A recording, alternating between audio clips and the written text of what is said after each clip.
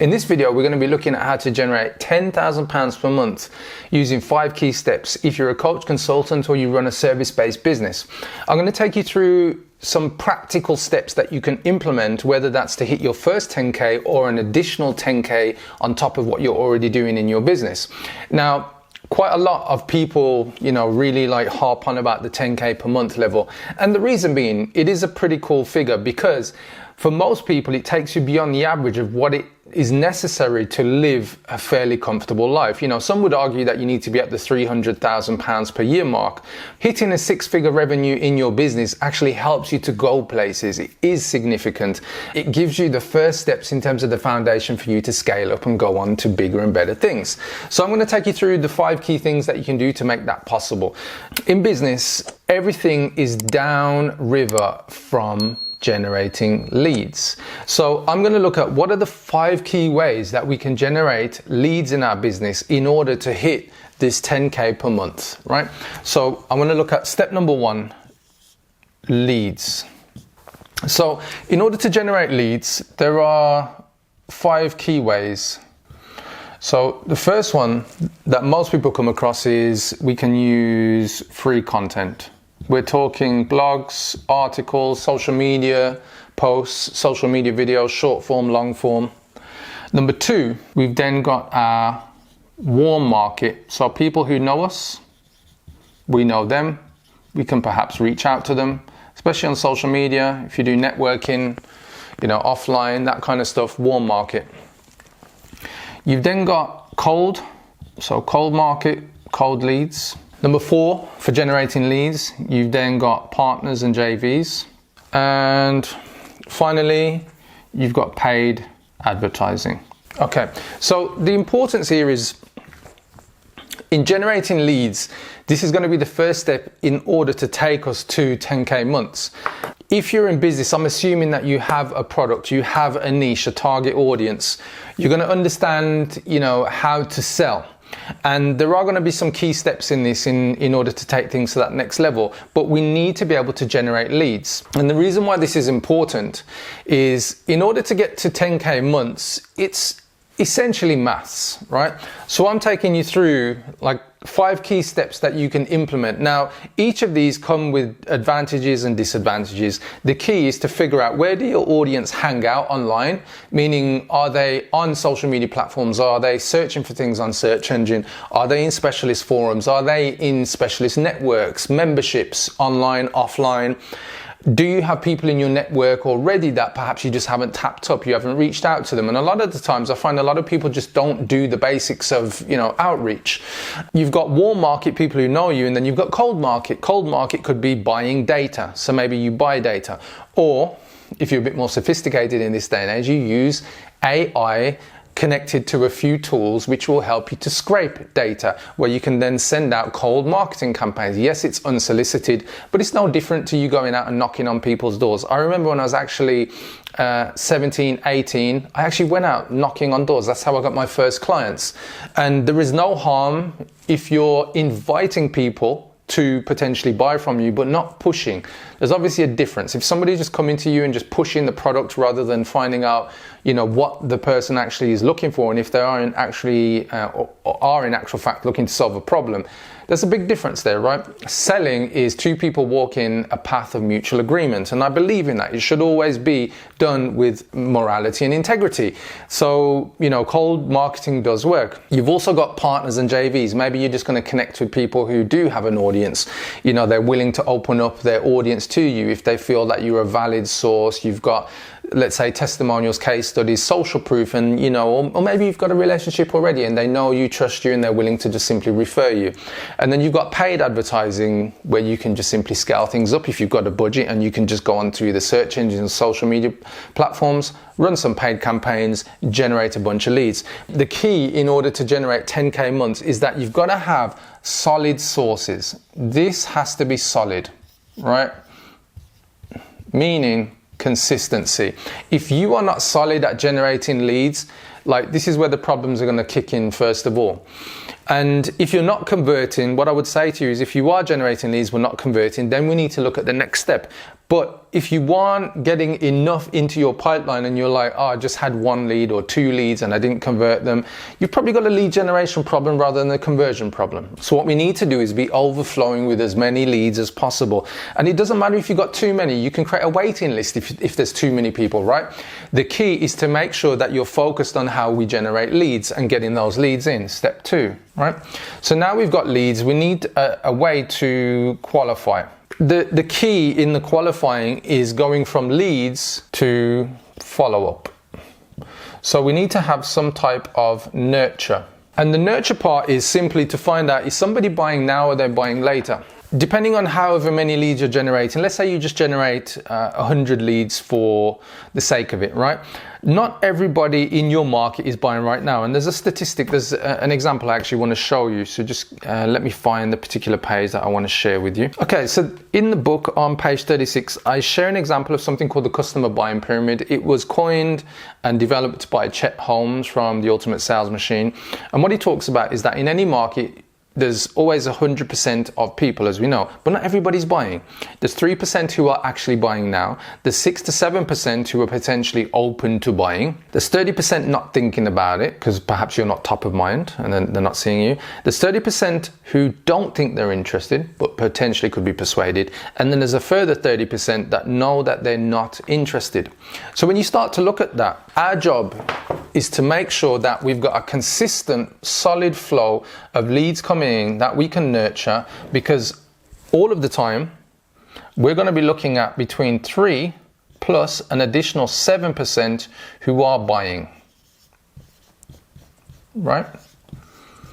And the whole point of qualifying is moving those people out of the 100, because there's a further 60% who are not interested at the moment or not thinking about it, and we need to get these people out of that list by nurturing, which is basically qualifying, so that we can generate from those leads warm prospects, hot prospects.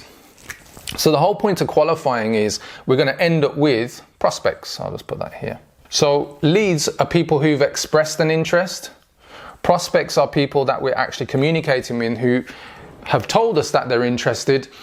They have probably passed some qualifying questions, which is the whole point of qualifying. We know that there is the potential for them to invest. We know that the problem that they have and the service we have, there is relevancy in us helping them. And the key is to move them now to making a buying decision, right? And we can get those 3 plus the 7%, potentially 10% of your current market who would then be buying. So moving from qualifying, we need to move to number 3, we need to move to sales. So sales is selling, and as I said earlier, it's 2 people walking a path of mutual agreement. The best way to perform in sales is to have leads. If you're not selling every day, you become rusty. If you don't have enough leads and we haven't got a solid lead source that creates consistency, we can't qualify enough people coming out of, for instance, let's say we had 100 leads. That means we can potentially have 10 actual warm leads, because these are going to be anything from, cold to not interested right now, to where we've got people who are buying or potentially thinking about buying, which if we had 100 leads, we've got 100 qualified prospects. Moving from those prospects, we want to end up with sales, and obviously sales, that's going to equal customers. So there's 2 ways to go about this. Maybe you sell based on doing phone calls. You might have a 2-step process. Phone call 1 is where you qualify a person, so you move from qualifying here, and then you close them on a second call, which is the presentation call. You may be presenting an offer after you've qualified people in DMs on social media. So you've asked them some questions in DMs or shared some voice notes, whether it's you or your VAs or team, and then you present an offer. But either way, you're going to get to the point where you're presenting some type of offer, either at the qualifying stage to qualify them into the offer, and then you're going to move them to the point of then making a buying decision. And the key here is to make sure that you've got this process of going from leads to prospects to customers, which is sales, right? And by having a system, which means that we need to have solid scripts is not so that we sound like a robot, is that we can deliver the same consistent process. It's more about the process and making sure that we've got a system rather than scripts and trying to script everything.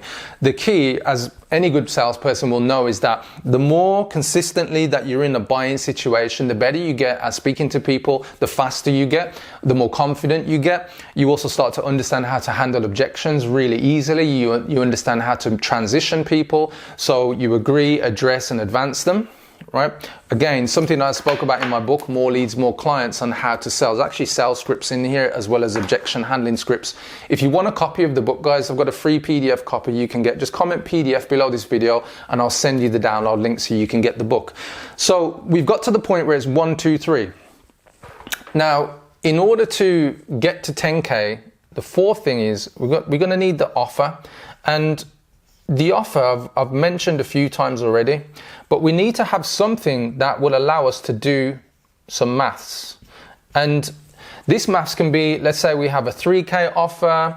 It could be a low ticket offer where we're selling something for like £500, right? But as you can see already, depending on what it is that you're selling, will dictate how many customers we're going to need in order to hit that 10K mark. So for example, if we were selling a 2K offer, so whether it was a service or program, we would need, in order to get to 10K, we're going to need 5 clients. If we're selling something for £500, we're going to need 20 clients, right? Now, depending on how many leads you're getting in, you're going to start to decide and determine whether or not the price needs to increase or we need to increase the volume of leads that we got coming through. Because obviously if we're selling something at 2K, we need 5 clients compared to 20 clients. There's a lot more energy that's going to have to go through what we're doing to generate leads on the front end, right? My advice is that if you're a coach, consultant, or you're selling services, high ticket makes it that much easier. Now, there's a lot of people out there who shout for low ticket products and they hate, it's kind of like icky for them for high ticket. For me, I don't really care whether you sell low ticket or high ticket. The thing for me is if you're selling low ticket, make sure it's something that you have low touch points. It could be a course or just something where you don't have to trade a lot of time for money. Whereas high ticket, usually there is more opportunity for you to trade time for money, but you can do it one to many, like a group program, a mastermind, something like that where you can help more than one client at a time. For the low tickets, really you want as least as possible, like anything where you've got to trade time for money, touch points, right? Now, here's the point that I'm getting to. I've got clients who've successfully sold on low tickets. I've got one client who's done over 1.2 million, probably about 1.5 million now in cash from a low ticket product that was £40. Ridiculous, right? But they had a huge audience. So they were able to pump leads through on the top end, which allowed them to qualify. They had sales where people bought online and they were selling this low ticket offer. Then I've got other clients where, for instance, had one client, he was selling a $50,000 and $100,000 coaching program. Right? You only had to sell one of them a month to pass the 10K, right? Now, here's the other thing. When you're looking at hitting this sales target, the importance, as I say, is just figuring out what's your price point. Most of the clients that I work with are selling something that is in the region of between £3,000 to £10,000 for their product or service. Usually like a coaching program or a consulting program. And it's usually priced for like a 3 to 4 month period, maybe 6 months, depending on, you know, what it is that they're offering. But the key is just understand, what do you need to sell in order to get to 10K? Do you need to sell 5 2K packages? Do you need to sell 3 to 4 3K packages, or actually do you have a 5K package and you need 2 clients a month? So off the back of that, if we were then understanding what our maths are, this is what's going to help us to go from offer to understanding the numbers. And this is my final point. So step 5. So I called it maths, but it's a formula. And this is, again, something that I spoke about in my book. It's called the 5 ways formula. Okay, so 5 ways formula. Just realized I wrote formula twice, but anyway, so here's how it goes. Now this is important because when you understand this, you start to understand, well, what are the numbers that you need to do in your business in order to make it happen? So it's leads times conversion rate equals customers. Customers times average sale value times transactions equals turnover or revenue. And then revenue times, so overheads or margin just going to call this margin. This is profit margin equals profit. So here's the cool thing. Once you start to understand the numbers in your business, you'll be able to work out what your numbers are. So again, if I had 100 leads coming in and my conversion rate on the 100 leads was, let's just say 20%. So I was getting 20%. Off the back of that, I'd then be able to get to the point where this would give me 20 customers, right? If my conversion rate was lower, which in most cases in social media, it usually is these days. Let's say for every 100 leads, I was in a position where I could get, let's just put this number under here. Let's say 5%, right? So really low. I'm talking really low. That would give me 5 customers. Right, so I'm just going to split them two so we can see. So if we had 5 customers multiplied by, let's say we're selling something for 2K and we transact with that customer once, right? Just for the scenario here, we're going to end up with our 10K. Off the back of that, with the 10K, we can start to understand, well, what is our profit margin? And let's say in your business you have a 30% profit margin. You probably have higher, right? Maybe 50%. Off the back of that, you're going to make 3K profit after costs, including your salary or your team or whatever. The importance of this is we start to understand how to get to 10K, but here's the real thing. How can we increase the profitability of your business, right?